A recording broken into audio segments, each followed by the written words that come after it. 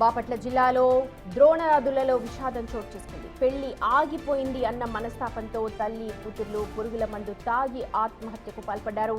స్థానిక బీసీ కాలనీకి చెందిన సుజాత, ఆమె కుమార్తె చికిత్స పొందుతూ హాస్పిటల్లో మృతి చెందారు.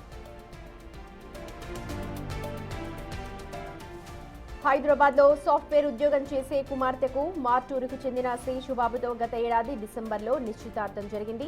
అయితే ఈ నెల 4వ తేదీన శేషుబాబు వారిని పిలిపించి దివ్య ప్రవర్తనపై అనుమానంతో కొన్ని ఫోటోలు, వీడియోలు చూపించి పెళ్లికి నిరాకరించాడు.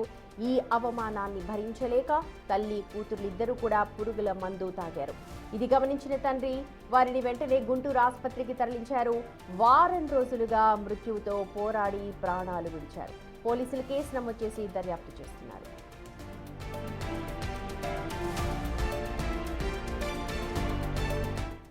పూర్తి వివరాలు మా ప్రతినిధి శ్రీనివాస్ అందిస్తారు. శ్రీనివాస్, ప్రస్తుతం వరుడు ఏమంటున్నాడు ఈ ఘటన పైన? పెళ్లికి నిరాకరించడానికి గల కారణాలను చూపించి వద్దని చెప్పారు. మరి అమ్మాయి తరపు వాళ్ళు ఏం చెప్తూ ఉన్నారు?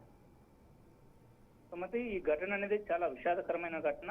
గత డిసెంబర్ లో పెళ్లి నిశ్చయం చేసుకుని ఎంగేజ్మెంట్ కూడా చేసుకోవడం జరిగింది. అయితే వివాహం సమయం దగ్గర పడుతున్న నేపథ్యంలో ఎవరైతే వధువు ఉందో వధువు తల్లిని కూడా అతను ఇంటికి పిలిపించడం జరుగుతుంది. ఇంటికి పిలిపించి అతను తన వద్ద కొన్ని వీడియోలు, ఫోటోలు ఉన్నాయంటూ కూడా వారికి చూపించి పెళ్లికి నిరాకరించడంతో తల్లి, కుమార్తె ఇద్దరు కూడా మనస్తాపంతో పురుగుల మందు తాగినటువంటి ఘటన అయితే స్థానికంగా కలకలం రేపింది.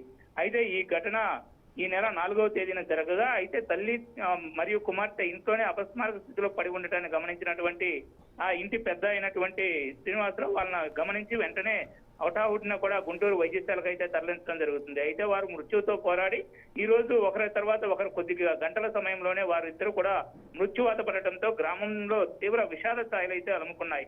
ఇక్కడ కానీ గమనించినట్లయితే ద్రోణాదుల గ్రామంలో ఒక చెప్పుకోదగినటువంటి కుటుంబం ఇది. అయితే కుమారుడేమో ఫారిన్ లో సాఫ్ట్వేర్ జాబ్ చేస్తూ ఉంటాడు. కుమార్తె కూడా గడిచిన 3 సంవత్సరాలుగా హైదరాబాద్ లో సాఫ్ట్వేర్ జాబ్ చేస్తుంది. వివాహ నిశ్చయమైనటువంటి శేషుబాబు కూడా సాఫ్ట్వేర్ ఉద్యోగి. అయితే ఎంగేజ్మెంట్ వరకు కూడా 2 కుటుంబాలు ఎంతో అన్యోన్యంగా ఈ పెళ్లి కార్యక్రమాలు జరుపుకుంటున్నటువంటి ఈ సమయంలో ఈ ఘటన చోటు చేసుకోవడం అయితే దురదృష్టకరం. వరుడు ఎవరైతే ఉన్నాడో శేషుబాబు వీడియోలు, ఫోటోలు చూపించి వీటికి సమాధానం చెప్పాలని, దీంతో తాను వివాహాన్ని నిరాకరిస్తున్నట్టు కూడా చెప్పడంతో వీరు మనస్తాపం చెందడం జరిగింది. అయితే ఆ వీడియోలు, ఫోటోలు ఎక్కడి నుంచి వచ్చాయి, అతనికి అందించినటువంటి వ్యక్తులు ఎవరు, అసలు ఈ ఎవరైతే వధువు ఉందో వధువుకు సంబంధించినటువంటి ఆ వివరాలను ఎవరు అతనికి అందించారు అనేటువంటి వివరాలను కూడా పోలీసులు అయితే ప్రత్యేకంగా ఎంక్వైరీ చేస్తున్నారు. అయితే ఈ తల్లి, కుమార్తె ఇద్దరు కూడా గుంటూరు వైద్యశాలలో చికిత్స పొందుతూ మృతి చెందడంతో అక్కడే ఫిర్యాదు కూడా చేయడం జరిగింది. ఆ ఫిర్యాదును మార్టూరు పోలీస్ స్టేషన్ కు తరలించి ఎక్కడైతే పోలీసులు విచారణ చేస్తున్నారు. వరుడు ఎవరైతే ఉన్నారో వరుడు మరియు వరుడు కుటుంబ సభ్యులు ఎవరైతే ఉన్నారో వారందరినీ కూడా పిలిపించి పూర్తి విచారణ అయితే చేస్తున్నారు. ఎవరో అగంతకుడు అందించినటువంటి ఆ ఫోటోలు, వీడియోల వల్ల 2 నిండు ప్రాణాలు బలి కావడం మాత్రం స్థానికంగా కొంత అలజడి నెలకొంటుంది. ఎవరో ఏదో చెప్తే విచారణ చేసుకోకుండా పెళ్లికి నిరాకరించడం అనేది తప్పు అనేది స్థానికంగా ఉన్నటువంటి గ్రామస్తులు మొత్తం కూడా చెప్తున్న పరిస్థితి.